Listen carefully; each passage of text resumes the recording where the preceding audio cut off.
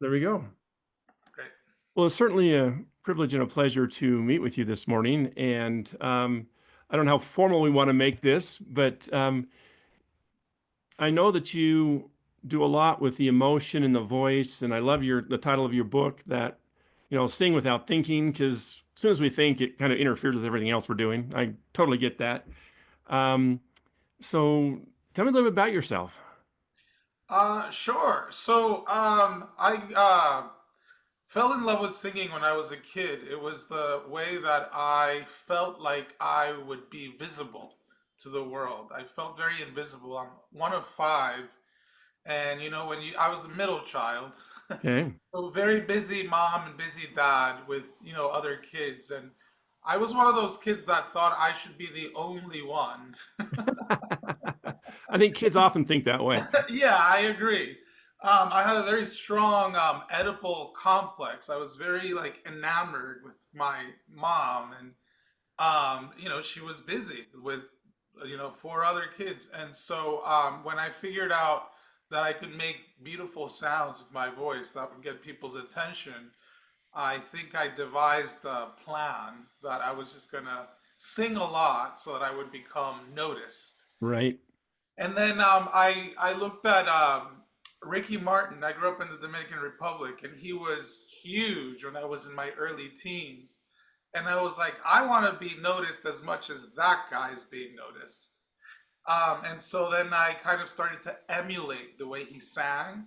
And I was hoping that maybe walking down the street at one day, someone would, hear me and be like, I'm going to sign you to my record label. So I tried singing out in the street for years, hoping someone would discover me, and it never happened. Oh, it didn't happen?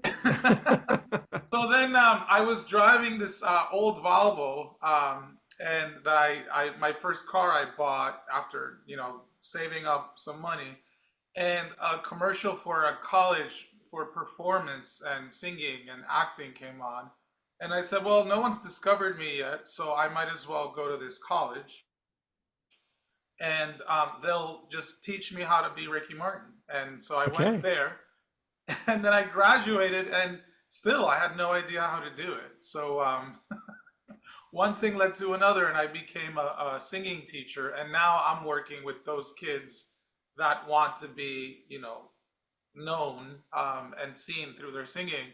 And it's really fun. I feel like it's a better fit for me because I did a couple of tours in the country singing and acting, and I found that I don't like traveling, and it's very hard to be, a pop star when you don't like to travel. I like being put in one Mhm. place. So yeah.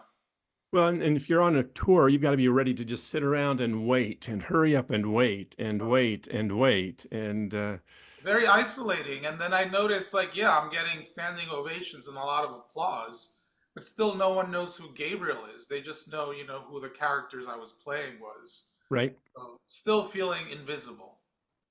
Well, that word isolating is a really powerful thing because as much as performing artists want connection, like you said, if you're on tour, you're not going to have a lot of connections other than your immediate tour group, which sometimes that can become really a family in a positive or negative way kind of experience.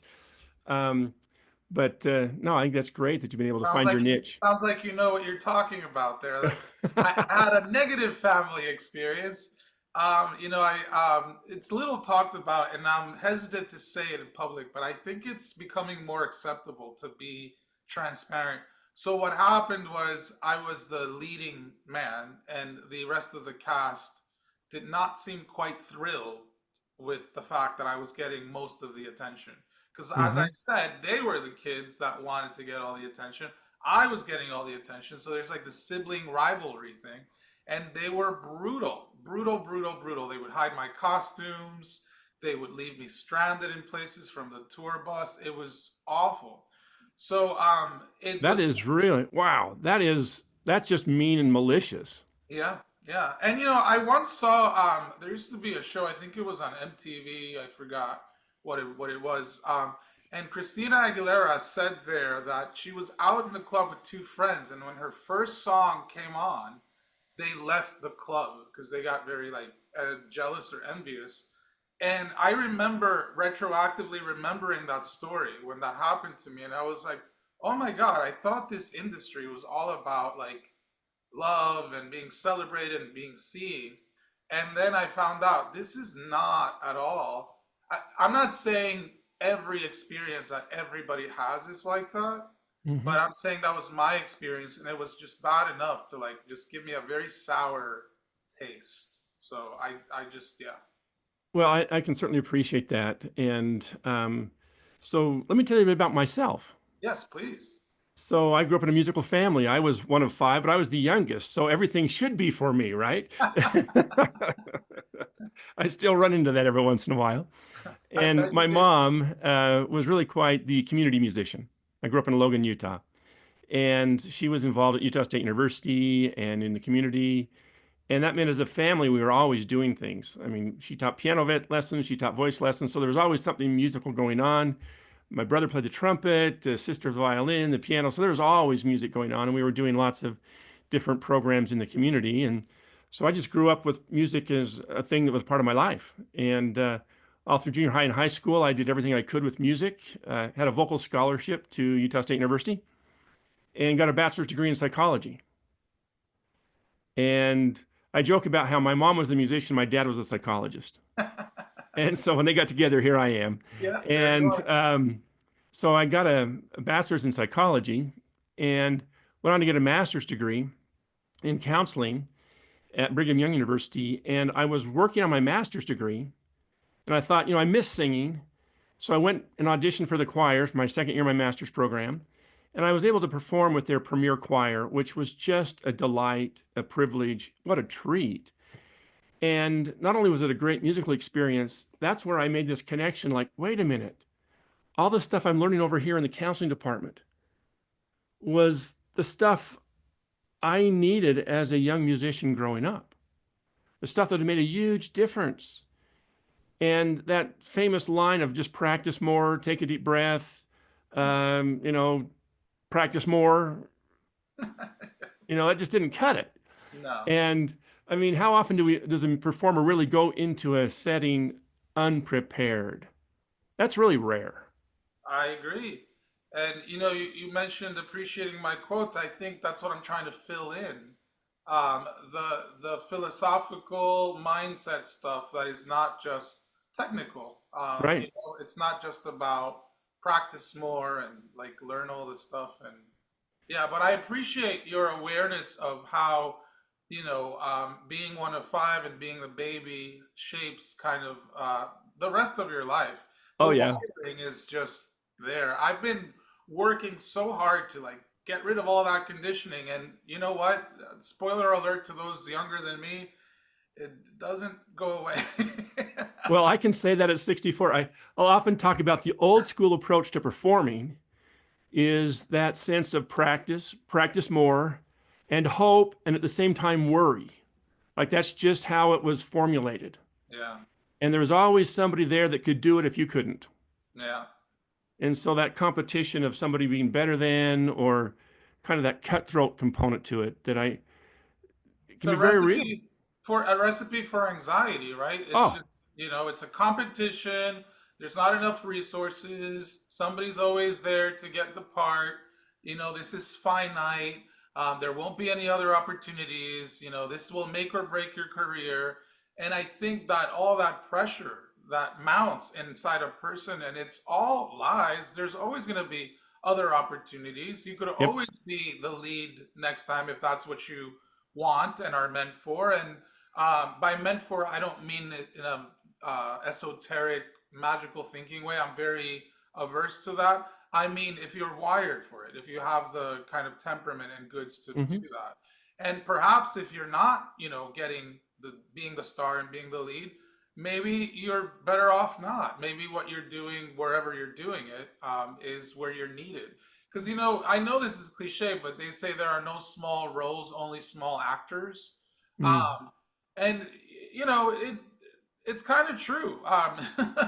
Sometimes the supporting actor is just as powerful, and I wish that my former co-stars, not to make this a therapy session with you, I wish they would have had some awareness that, they were supporting me, I was supporting them, and they were just as beloved. And, it's not uncommon. I was in Beauty and the Beast. I was the Beast. So Okay. everybody wanted to talk to the Beast and get, an autograph and a picture with the Beast. They didn't want to go to anybody else. So, that was very hard for me because I have this kind of survivor's guilt or something as a performer that was very difficult for me, where it's like, share the love, people, like go to the other actors and get in line for them so they can feel like loved and seen. But I couldn't control it, and sadly they were resenting me for it. I feel like such an a-hole talking about this like that. But I think, it's one of those like, feel sorry for me. I'm so handsome, talented, and smart. That's not what I'm trying to say. But there is an Mhm. experience that is legitimate for the person that seems like they have everything and it's always, rainbows and unicorns. Or Yeah. we all struggle. It's hard for all of us. Well, I remember actually in high school talking to a kid and he goes, John, you sing so well and it comes so easy for you too. And I was like, like Insulting. it was insulting. It was I really, agree. Yeah, people tell me that kind of stuff all the time. Like, you're so talented, you're so gifted, you're so blessed, you're so lucky. God gave you this gift. And I mean, it's very insulting at this point. Mhm. I've worked really, really hard, and that's one of the new kind of pivots I'm doing with my quotes is like trying to tell people, like, listen, being a lawyer and being a doctor seem a lot harder than being a skilled singer, but being a skilled singer is just as difficult. Oh, It takes the same amount of dedication, effort, focus, passion, study, just practice. It yeah, takes all of it. And so when people just act like it's just like, oh, people on Broadway are so talented. No, they are working their butts off. And also, sorry to be on my high horse here, they're not making a lot of money. Um, right. so stop thinking that, this is so glamorous and glitzy. Well, the other challenge that I see too is you start to, especially with young performers. So, that's one of my key emphasis right now. If people have already made it, they've got whatever they need to be out there performing, they're not going to call me. They're not going to Right, like work with me. right. But, I see that about three-quarters of the people that are performing could really, if not all of them, could really benefit from the kinds of stuff I do because it's like so skill oriented. So I got my master's degree and found this, and sports psychology was just emerging. And so then it was like, oh, I'm going to take this and run with it. I got my doctoral degree in clinical psychology. My dissertation was on the experience of peak performance with musicians. So this is something I've been really into and researching and working with for the longest time. And then as I kind of did my tour from Utah to Illinois to Arizona back to Utah, um, I've taught a class which I think ought to be required for every musician called the Psychology of Music Performance. So here's like 30 hours of instruction on how to get yourself mentally ready and musically ready and prepare for those performances and manage them so they can really manage those performances because they're not all going to be great and You we got to learn how to probably manage don't. it. You probably don't hear this a lot, but to take it to the personal level, congratulations on all that work and study you've done. I know you've busted your behind, and again, to keep drilling kind of my point here, a lot of times someone that reaches your level of expertise and study and all of that, people assume that you don't need to hear that or that you just walk around knowing how amazing you are, right? But people think that about me all the time, and Yeah. I rarely get compliments and validation. And it's not that you or I are thirsty for it, but it sure is nice to hear, isn't it? To Hmm. be seen and to be validated for the amount of like love and passion and work and effort instead of just like, wow, you're so amazing. And now I think you and I, because we worked our asses off, to be frank, we can help those that are on the path. And like Yeah. you said, sometimes they find the success they're looking for, and then we kind of put ourselves out of business many times. And I'm happy when that happens. I especially love it when they stay in a relationship with me, even if it's not as regular, because Hmm. there's nothing like having that person to keep going back to, Yeah. that long-term relationship, like a kind of like a marriage, it's like where you've been seeing the same doctor for 20 years, same voice teacher, same coach for 30, 40 years. Yeah. Uh, and it's not that you're going as regularly as you do maybe when you're learning, but that you stay. I think there's something beautiful about that long-term commitment, which I think is losing its popularity, I guess you would say, in society, where people is just like they're hopping around from like window shopping, facilitators and experts and coaches and things like that. Well, I think you're describing a lot of people who are looking for that magic answer. Right. And as soon as they discover that guru doesn't have the magic answer, it's like, I got to find another guru. Yeah, And um, that's right. so it's a challenge to be able to say, okay, how do we stay in this process? I can say as a psychologist, there's lots of times where I'd watch people get right on the edge of what their anxiety was all about, and then boom, they were gone. And So true. the courageous to say, I'm on the edge, it's like, keep guiding me through this, keep guiding me through this. Yeah. And that is And the privilege. we call it sabotage, we call it fear of success. Sometimes people say fear of failure. There's all these terms, imposter syndrome, I don't deserve this or this or that. Call it whatever you want, but you got to get through that. And the way you get through that is by sticking to something and not jumping ship. And you're a psychologist, so I'm sure you're familiar with attachment theory. And Oh, yes. yeah, so there's this fear of intimacy. There's this great intimacy that builds when you're about to have a breakthrough. And the intimacy can happen on multiple levels. Like it can happen with your voice teacher. And I'm not talking obviously about romantic or sexual intimacy. I'm talking about a more of a, I guess you would say, a professional intimacy or a being seen Yeah, intimacy. a person to person, just kind of like, hey, we are safe here. I mean, if you think of intimacy as a word that says safety, we can only be as intimate as we feel safe. Have you heard it? Into me, you see. Yes, Yeah. yes. So it's like you're about to be seen, whether it's by that one voice teacher or that one performance coach or that, million people in the audience or whatever it is. That's frightening for most of us. It's very exposing. And when we start to feel that anxiety and that fear, it's that whole thing of like careful what you wish for because you might get it. People want to sing without thinking, like the title of my book is, or people want to perform for thousands of people, but when they find themselves close, what I think a lot of us call performance anxiety or stage fright is that I call it a fear of intimacy. I don't know if that's unique to me, but Hmm. that's what I think it is. You're about to be fully seen, and Yeah.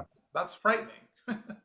Well, it really can be. And again, It um, can be, yes. I was talking with somebody this last week who has her doctoral degree in piano performance. And I put together an assessment, and this is kind of drawing on my clinical psychology background.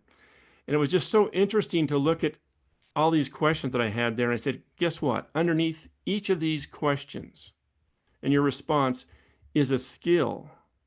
Now, what that's telling me, if you have a positive response to this question, you've got a skill that's working for you. If you have a negative response to this question, you've got a skill that you need to develop.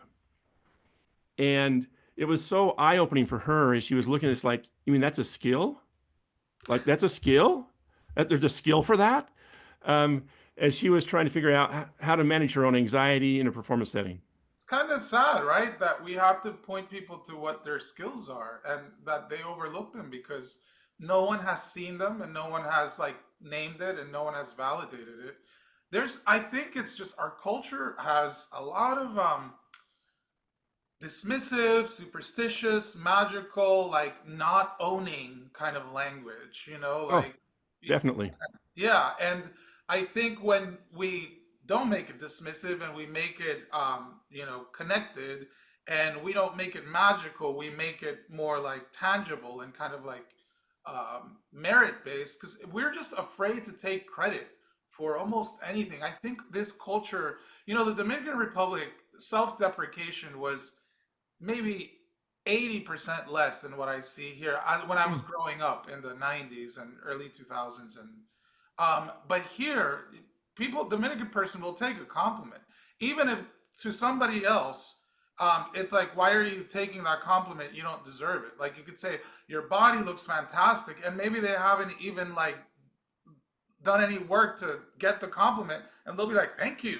They're so quick to accept compliments. So that cultural kind of contrast of me living there and coming here for vacation and someone saying, your hair looks very nice. And it's like, oh, my hair's dirty, or things like that. Or, I mean, I'm afraid to compliment women because they usually bat the compliment back somehow. Hmm. And I'm afraid to compliment people here because I like when I give something for it to be received, right? Hmm. And then people usually find a way to deflect. So I appreciate when I told you, like, I see all the work you put in, great job. And you were like, oh, this old thing, we have that self-deprecating kind of thing in our culture. And then we don't get to absorb not only praise, but also like be able to see like, wow, this is a skill I have. Or Hmm. something like, wow, this is a weakness I have that I can actually strengthen if I apply myself. Somehow, for some reason, that's not obvious to us. It's very like only for other people, only other people can be great. Interesting. Yeah. Interesting. You're a psychologist. What do you think that's about? And why do you think that is? It's interesting because, I'm thinking of different cultures and different groups from New York, whether it's the perfectionism in the performing arts, and it's like, if it's not absolutely perfect, I can't claim it as good enough. Right. And so Which is again, a which is a load of hogwash, and oh, painful, yeah, very, it's very deprecating, ridiculous. very, very, very, very painful. And that sense of like, hey, I thank you very much. I enjoyed being able to share this with you tonight, Yeah. and to be able to genuinely say that. And it's like, oh, I'm glad you enjoyed that. And because I work with a lot of students in that 18 to 25 range, and boy, getting them to just accept a compliment. But I really think it's based on this sense of, well, when it's really perfect and I know it's as good as it should be, then I can accept that compliment. Well, it is as good as it should be, and it probably is perfect for their skill level and their age group. The thing is, these kids are comparing themselves to people that have been in the business for, 20, 30, 40 years. Oh, And yeah. there's a perception flaw there because, when I was 18 to 25, I was comparing myself to 40-year-old Broadway stars. And I Hmm. know then they've been in the business since they were like seven. So like it was such an unfair comparison. So I think that when we bring that context and that perspective in, we can be more realistic about why it is that those people are so amazing and why we have such a long way to go. But I've been listening to old recordings of mine, and I have to tell you, John, I was so much more skilled and so much better than I remember thinking that I was at the time. It's Hmm. kind of like when you were very fit in your 20s and you thought you were fat, and then you look at the pictures and you're like, I'd give anything to look that way. That's how I feel. I'm listening to my recordings, songs I wrote and recordings I made and performances I had when I was in my, late teens, early 20s, and I was like, oh, it's pretty good. But back then, I thought I sucked, and I didn't.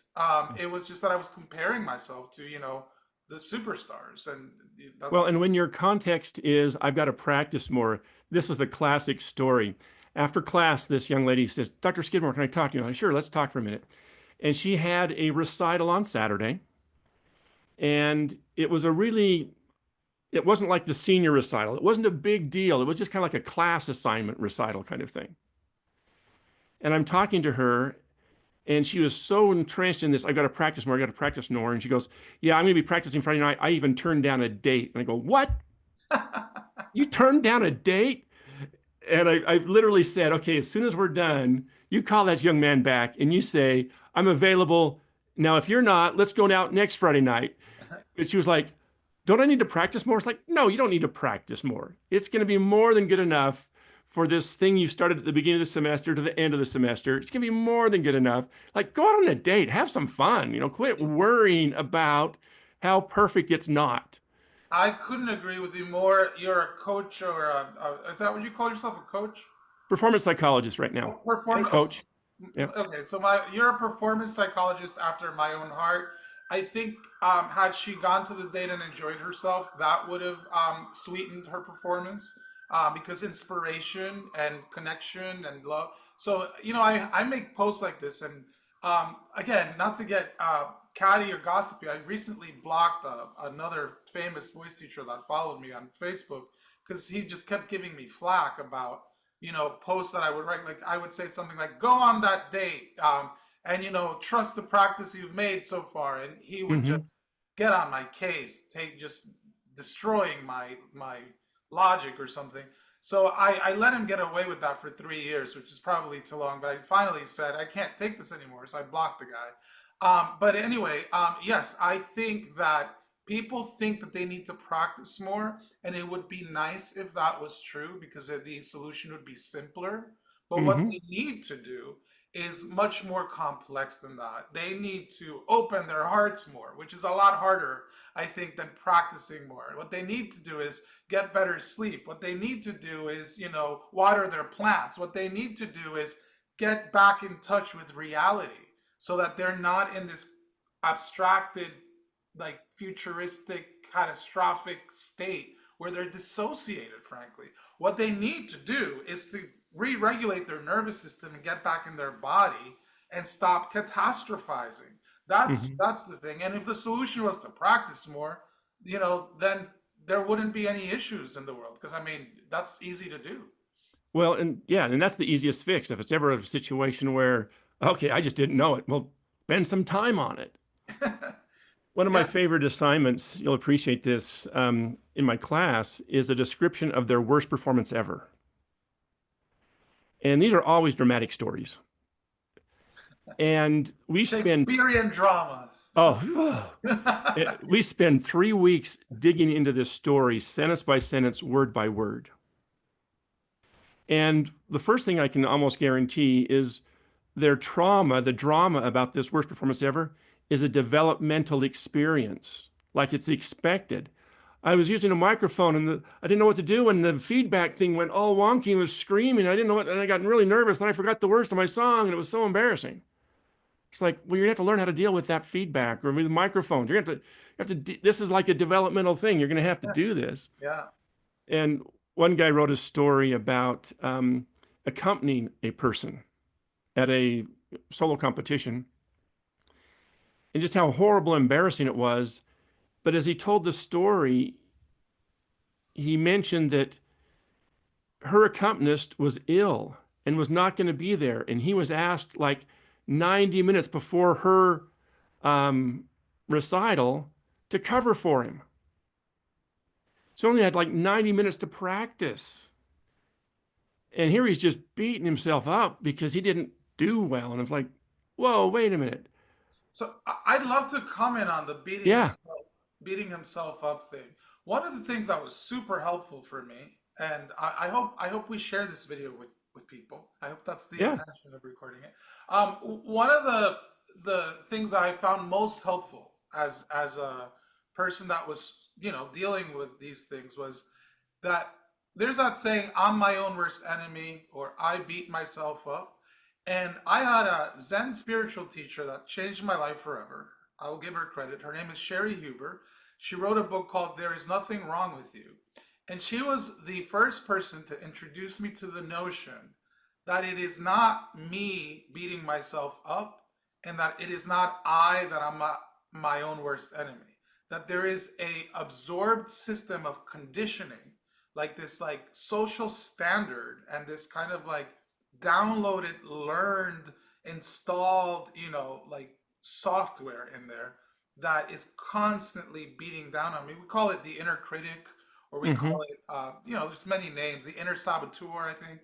Um, that's not us. So I like to think of it like that, and I use this with my students because if it's not me like beating me up, then I can fight back. Hmm. Because if it's me, then it's much harder for me. So I really appreciated that distinction, that this inner saboteur or that inner bully or that inner critic is just something I picked up along the way. I wasn't born with it. And it's Right. this thing going like, how do you not know how to deal with the feedback with the microphone, and you're making a fool out of yourself? It's this very like parental, like negative parent in your head, and it's not you. And I think the solution, and which I think you alluded to, is to learn the steps. You can't, being penalized or punished for something that you don't know, is just absurd. So if you don't know about feedback, or if it's an element that wasn't introduced in any of your practice sessions, Right. and then you're like performing and then you're dealing with feedback, of course you don't know what to do. You haven't, like, you don't know anything. You're not exposed to that kind of thing previously. So I think that's a very helpful thing. The thing of saying, like, I know it's a semantic thing, but it's like, I like that people name their inner critic. I don't know if you use that kind of technique, but Hmm. there are many different ways to create a little bit of distance from Hmm. that. I call it the asshole in my head. Um, so yeah, that's my name for it, or the voices in my head, the Yeah. negative voices. Gabriel, the way I like to look at that, I like to think of it as we have a cast of characters in our head. I like that. Okay. And we have this cast. And just like when a director puts out a call, the best people show up, and this is their pool they choose from. They're going to select the best people they can to fill all these roles. And one of my favorite workshops, I like to refer to it as befriend the imposter, liberate the performer. Mm. And if Say you get a more chance, about that. Yeah, what's that? say more about befriending the imposter. Oh, there's a delightful, a powerful psychological approach called internal family systems, IFS. I'm very familiar with it. And when you can start to look at one of these like imposters or the critic as a protector or a manager Right. that just doesn't have the skills they need. Yep. I mean, they were trained by a 5-year-old. Yep. Don't ever do that again. That's bad. Stop, stop, stop, stop. Don't do that. Oh, that's embarrassing. That's embarrassing. And to be able to look at that and say, okay, how do we start to look at this cast of our characters? Fun story where I got to run through all of my characters. My son was, I just called him Mr. Percussion at his high school. And he came home from school one night and said, Dad, tonight at the park, we've got these jazz musicians that are going to be there. They told us this is like a play along with them. We can join them up on stage. Will you go? And it's like, of course, I'm going to be there. And so here I am in the audience, and I heard a friend of mine, I knew the man up there on stage. It was almost like he said, hey guys, let's do a couple songs before we bring these young kids up because we don't get to play together very often. It was like, hey, this will be fun. And all of a sudden I heard, let's do Summertime. Now, my vocalist, my performer goes, John, you know the vocals for that. Go grab that microphone.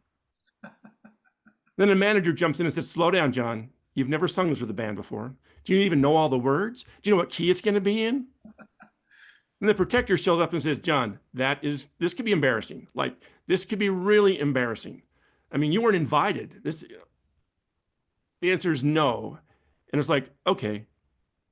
And so I didn't go up there and grab that microphone, but I was John, aware of this conversation. I appreciate this so much. I suspect people listening to us this far know a little bit about that, but for those that don't, I want to kind of slow it down, if you don't mind, uh, and not necessarily through the lens of IFS, in internal family systems that people can look up and learn about.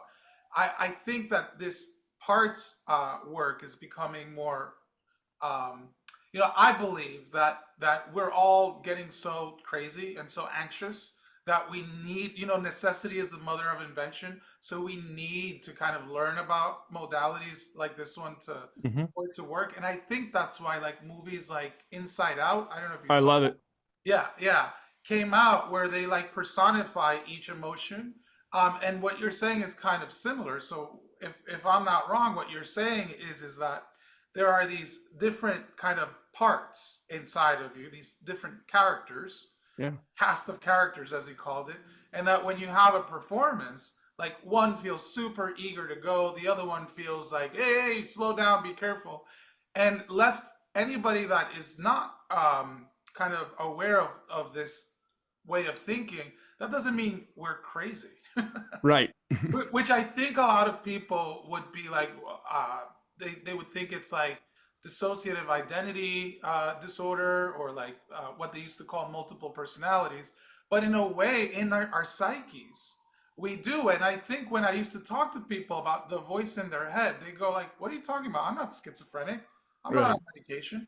But I find that, now people get it more. They go, "Oh yeah, I know what you're talking about." Yeah. So if you wouldn't mind, like, would you expound on that notion that there are these separate parts? You called one the protector, the manager. Would you kind of do a more a slowed down version of that? Consider that there's 5 different types of characters. Okay. We have protectors, most obviously, and they're the ones that are definitely well trained by the time we're 5 years old. By the time we're 10 years old, we've got a whole fleet, regimen. We've got a whole group of protectors in there. They can just like, I'm going to be here at any moment. We have managers. Now, what the goal of the protector is primarily keep us safe. The managers is to make things sure things work out. Okay, how's the best way to do this? Now, sometimes managers can be very respectful, very kind, very compassionate. Other times they can just be mean and nasty. Mhm. And then we have our performers. Now, each role we take on is a developed role. Um, when you're actually on a stage singing, you're in a different performing than you are teaching. Right. And so we have these different roles that we take on, from community member to employee to business owner to Son, all these things. friend. Yeah, yeah, yeah. So we take on these different roles, and then we have the best self. And I had this really fun workshop. It'd be great to work, do something like this with you. But the idea that we have this best self, and that's just coming directly from internal family systems. And it's like saying, okay, the best self inside of me is courageous and confident and creative. The best self inside of me is like clear in the focus. It's compassionate. My best self is connected and supported. My best self is curious. My best self is confident. Now, when I talk about confidence as a performance psychologist, I talk about I can handle whatever shows up, more so than I'm going to go out there and hit every note exactly. Right. I So can we have these, adapt. yeah. So we have to really mature and develop this best self. And then we also have the parts of us, the burdened inner child, the wounded, the burdened.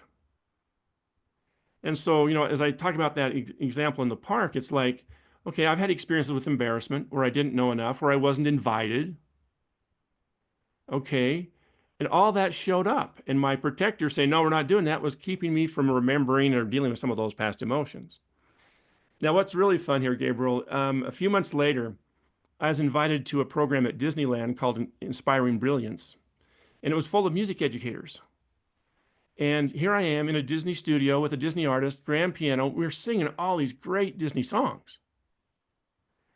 And all of a sudden, she goes, I need a couple soloists on this next song. I had the same conversation in my head. Hey, let's do it. No, wait, like you're a psychologist who sings. They're like real musicians here. Just all this chatter, boom. Yeah. But fortunately, I was able to access some of that best self energy that said, well, why not? So I put my hand in the air. And so I just got to do this little itty bitty solo thing. But it's like that conversation was amazing to me because it's like, yeah, I'm going to do that. And what I'm really grateful for is everybody else was frozen up that it took so long I could process this where I could finally put my hand in the air. And I was able to do that. Mm. And it was just so fun to see that contrast. Yeah, I'm a student of Zen for 12 years, and thank you for breaking it down and sharing that. I'm a student of Zen, and one of the things that we keep looking at is process and content. Mm-hmm. So the if you have two auditions or two performances, those are different contents, but you tend to bring the same process into them. So Absolutely. yeah, so we call it karma. That's more, Sanskrit kind of Eastern Mm-hmm. philosophy way of looking at it, and we're looking to transcend the karma. So what you described is basically that the same process showed up in that Disney thing, and then once you have enough experiences with what we call disidentifying from that Hmm. process, then you have access to choice. And I also wanted to plug the book No Bad Parts for Yes. people that are more interested in learning about that subject. And also, just to like bring more depth and richness to our conversation, some people don't resonate with parts work, and like they just go, "This makes no sense. I'm just one," and blah blah blah. Hmm. For those people, I recommend learning about the nervous system and being regulated versus being dysregulated, Right. which is a little more simple for depends on how people are wired. You know, everybody learns differently. And for me, when I'm dysregulated, that's when all this drama kicks in. It's just survival, adrenaline, Mhm. cortisol. You know, there are many approaches to this, and for some people, the um, parts stuff doesn't resonate. But then we can also work with the body, with like somatic stuff, with our bodies being regulated, with us being present, with us. So like for that, I do Zen, and in Zen we call it being in the light room or the dark room. So when you're in the light room, you're your best self. You're basically, you know, the self with the capital S, I think they call it in Mm-hmm. Yeah. this work. And then when you're in the dark room, that's when this just Shakespearean internal drama, just so much emotion and stuff. Which, by the way, is also a natural phase, I think it's good that we go through that and that we overcome it because I think that builds our character and it gives us empathy and compassion for people struggling with it. Like, I'm glad that you're so candid and open about your own process because I find that so many people that do what you do can be so private about what goes on in their own process. Sometimes Hmm. because they're not performers, and as you said so astutely, it's not the same being the psychologist with the big hat in the room and then being the one like in the hot seat, like in the Yeah. spotlight. You know, and so that's why I always love. I love teachers that are performers too, that sing too, because I feel like it's easier for them to relate. And that's not to say that teachers that don't perform don't have any value, but it's just so much easier for me to kind of identify and feel seen in that process. So yeah, there's no one way of dealing with this stuff. I have a sense you're enlightened enough to know that, right? Right. I don't have the magic answers. I know that.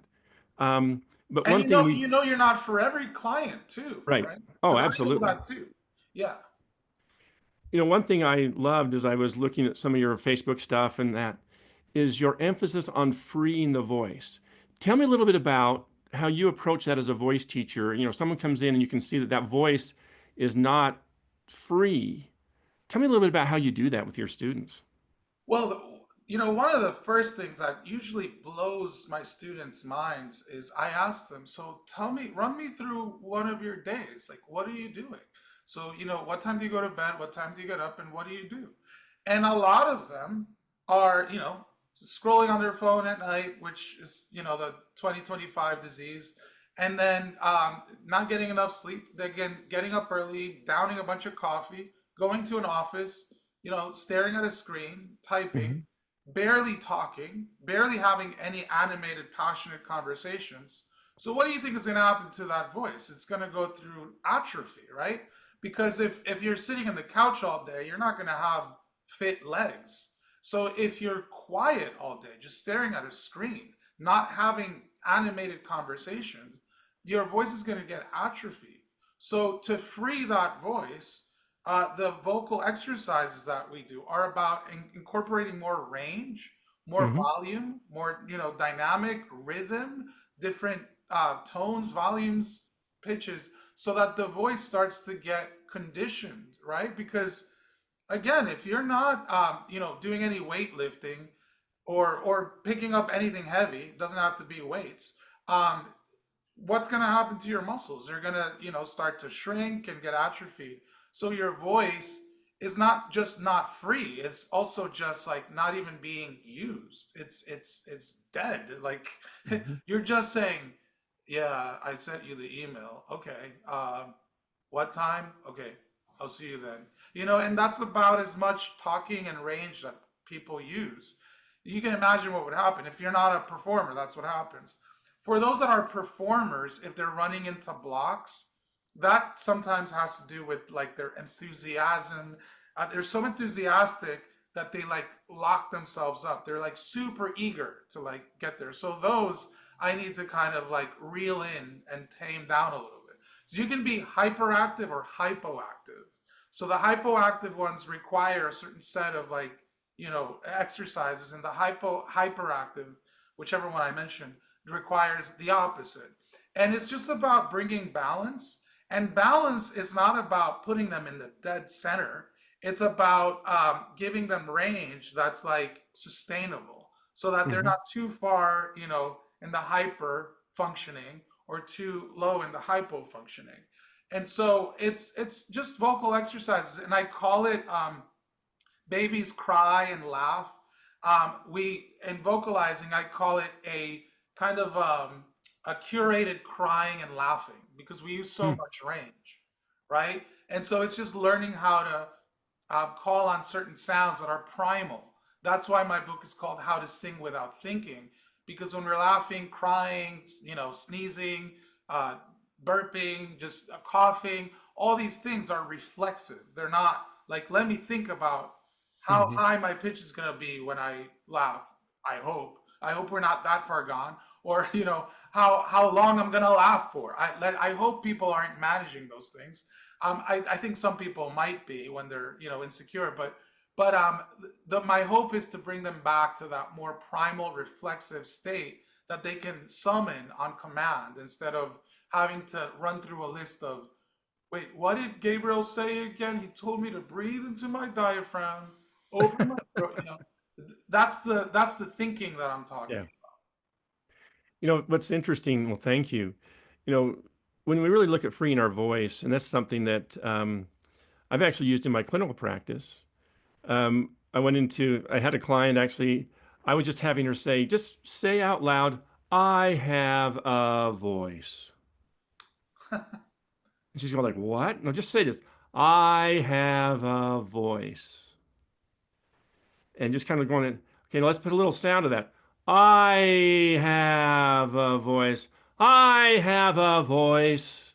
I have a voice, and it Love was it. really difficult for her because too many times in places in her life, her voice, she learned very quickly, I can't use my voice right now. And so to start talking about, I have a voice, like, can you make it louder? Whoa, people are going to, I have, and so I've definitely incorporated a lot of this stuff into what I do that way. So I don't know if you read my book or not, but I haven't yet. oh, okay, on page 25, chapter 1 says you have a voice. So Okay, if you don't mind, I'm gonna just read a little bit sure. to tease the audience. So, regardless of what you think or how you feel about it, you have a voice, or as you would say, you have a voice. I am aware that the main concern of many singing students is whether their voice is good or not. So, to sing without thinking, the first order of business is to stop asking this question.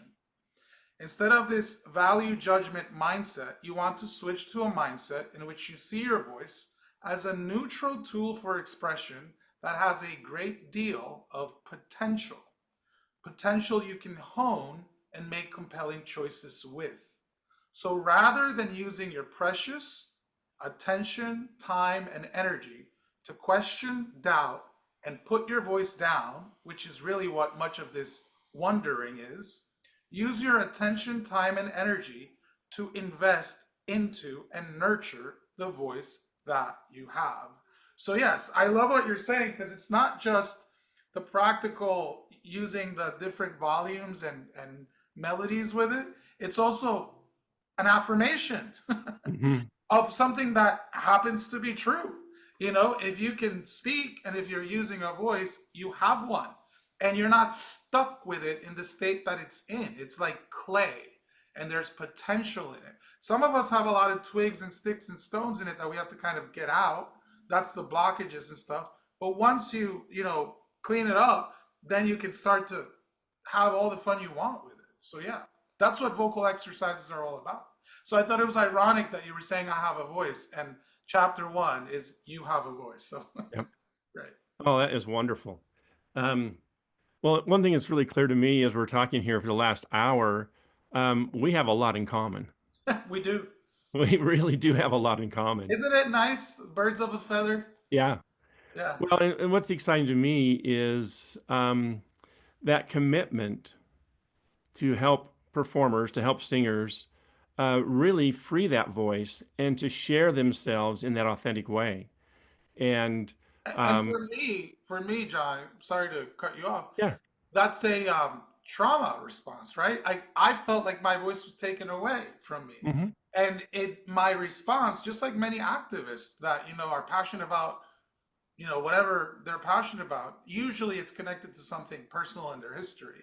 A lot of sure, times they're not aware of it, but I wasn't aware of it for the first, 20 years I did this. So I just became aware of it this morning. But that's more of a joke. But I mean, like, I'm trying to give people what I felt like was taken away from me. And right. that infuses what I do with this like giant sense of purpose and meaning and passion. And I would imagine that I can't tell you why you do it, but I would imagine being one of five and being the small one had some kind of coloring to the way that you come at this with. Absolutely. And I think really what it comes down to is um, I didn't have certain tools that would have made a huge difference for me. Right.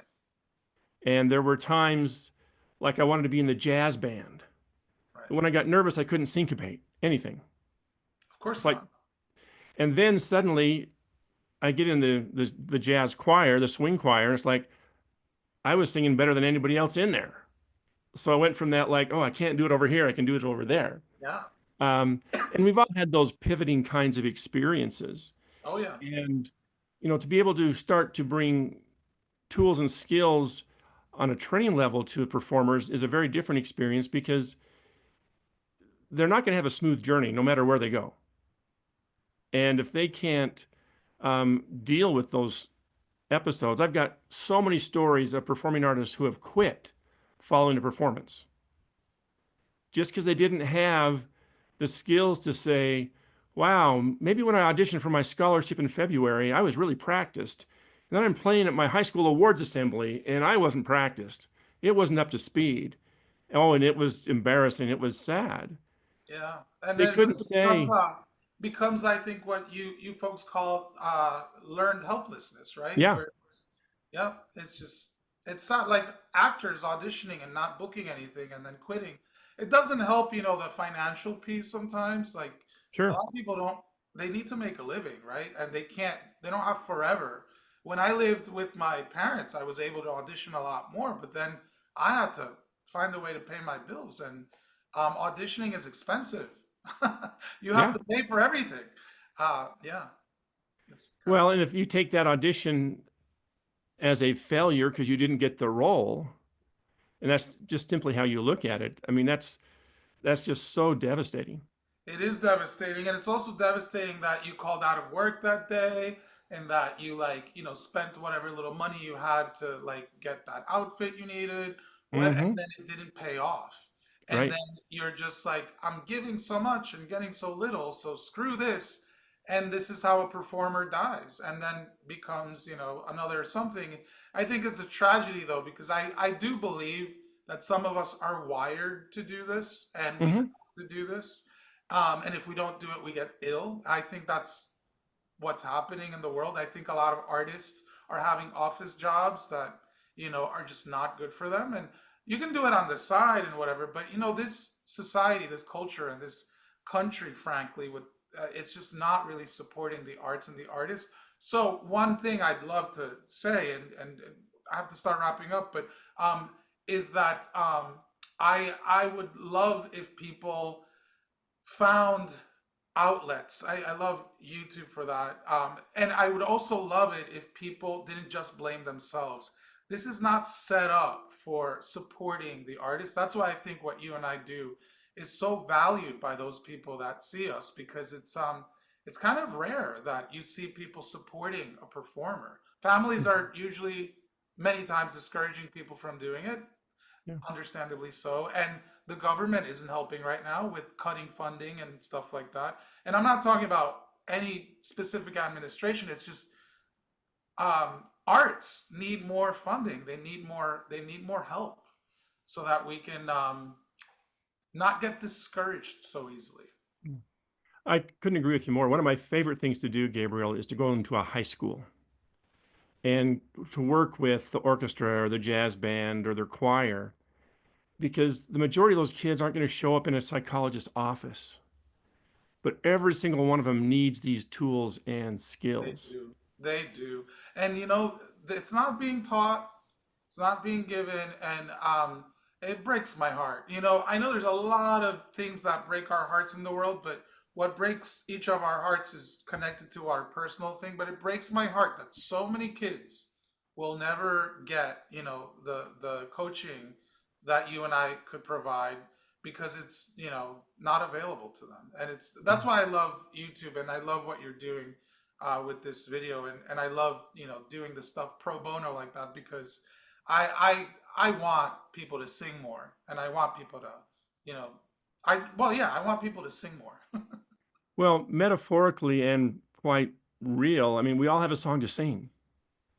And when we're in our own way, when we're shutting that voice down, however we're wanting to sing, whether it's in business or within family or on a stage, we all lose. We all lose.